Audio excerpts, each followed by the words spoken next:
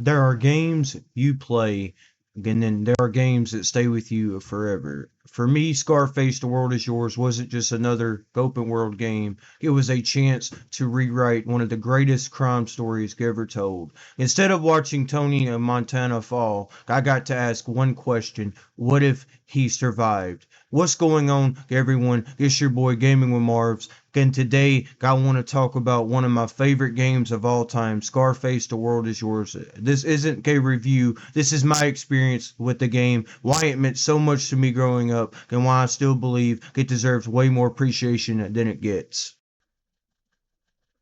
Me, I want what's coming to me. Oh, well, what's coming to you, Tony? The world, Chico. And everything in it.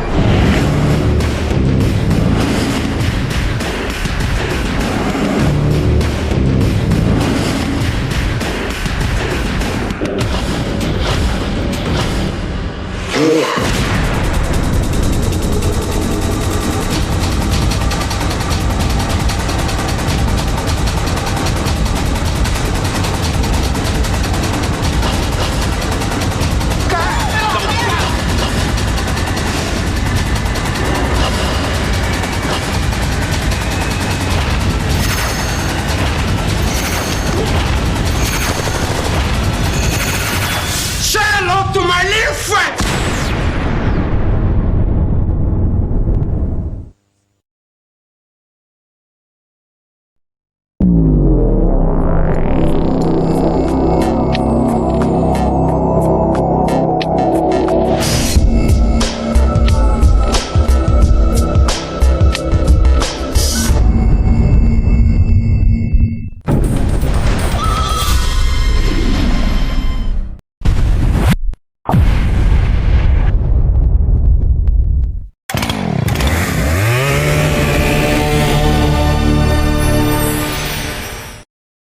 I still remember the first time I loaded the game up. Before I even picked up the controller, I was already a huge fan of the movie. Tony Montana wasn't just another movie character. He had confidence, ambition, and that larger than life personality that made him unforgettable. When I heard there was a Scarface game, I expected a simple movie adaptation. Instead, the game surprised me.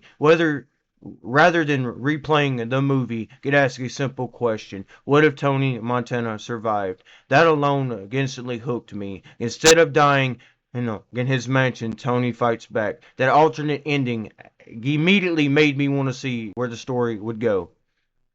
One thing that made Scarface so special was how it made you actually feel like Tony. The voice acting, the attitude, the insults, the confidence, everything felt authentic. Tony wasn't a silent character. He constantly talked to enemies. He yelled during gunfights. He talked trash. He argued with civilians. Every mission felt alive because Tony never stopped being Tony.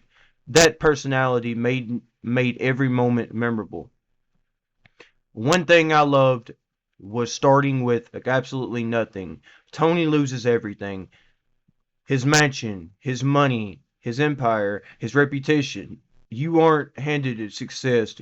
You earn every bit of it. Slowly, you rebuild your criminal empire from the ground up, buying businesses, making money, expanding territory, hiring people. Little by little, you watch your empire return.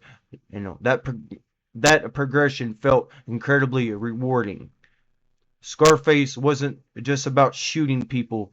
It made you think: buying cocaine, selling a cocaine, watching prices, avoiding rival gangs, avoiding a police, making a deliveries. Every successful deal made me feel like I was becoming more powerful. Then eventually, you aren't making thousands anymore, you were making millions. That feeling of growth kept me playing for hours. The combat felt brutal. Every shootout became chaotic. Bullets flying everywhere, cars exploding, enemies rushing to your position. Then there was one mechanic I absolutely loved: the blind rage. Once the meter filled, Tony became almost unstoppable. The music kicked in, everything slowed down, enemies dropped one after another. It made you feel exactly how Tony looked in the movie. Fearless, dangerous, and completely out of control. The open world deserves so much credit. Miami felt colorful, alive, full of energy. Whether I was driving expensive cars, walking the beaches, buying businesses, or starting random fights, there was always something happening. The soundtrack made everything even better. Wish I could play the soundtrack. Driving through Miami while music blasted from the radio created moments I still remember years later. One thing I spent way too much time doing was driving cars, luxury cars, sports cars, muscle cars, you name it. I wasn't even doing missions half the time. I just cruise around the city. Let's be honest, a lot of us didn't even obey traffic, and we created a lot of chaos. Police chases became some of the funniest moments, especially when helicopters joined in. One mechanic that doesn't get talked about enough was the reputation. Money alone wasn't enough. People had to fear Tony. They had to respect him. That added another layer to progression. It wasn't just about getting rich, it was about becoming somebody again. Getting the mansion back felt amazing. Walking inside, seeing everything slowly return, knowing I earned it. That was one of the most satisfying moments in the game. It wasn't given to you. It represented every mission, every gunfight, every drug deal, and every risk you took. Things I did, stuff I didn't like. No games, no game is perfect. Scarface had its flaws. Some missions became repetitive. Driving could feel awkward. The graphics eventually showed their age, but with the remaster and the gangster patch on PC, it was worth its while. The controls could be frustrating. Enemy game wasn't always smart. Sometimes mission dragged longer than they needed to. But honestly, those flaws never stopped me from enjoying it because the game had personality, something many modern games struggle to capture these days. Why it still holds up, even today. Scarfield, Scarface still feels unique. Modern open world games often focus on realism. Scarface focus on fun, can embrace excess, big guns, big explosions, big money, big personality. It knew exactly what it wanted it to be, and because of that, it still stands out. And whenever I hear music from Scarface, I immediately think about those late nights playing, trying to take over another neighborhood, buying another business, saving up for another exotic car, getting into ridiculous shootouts. Those memories are harder to replace. Some games fade away. Scarface never really did. Scarface, The World Is Yours wasn't perfect, but a perfection isn't what makes a game memorable. It's the feeling it gives you. These games made me feel like I was rebuilding an empire. Every dollar mattered. Every mission mattered. Every victory felt earned. Even now, years later, I still think about loading it back up and becoming Tony Montana one more time. That's the mark of a truly special game.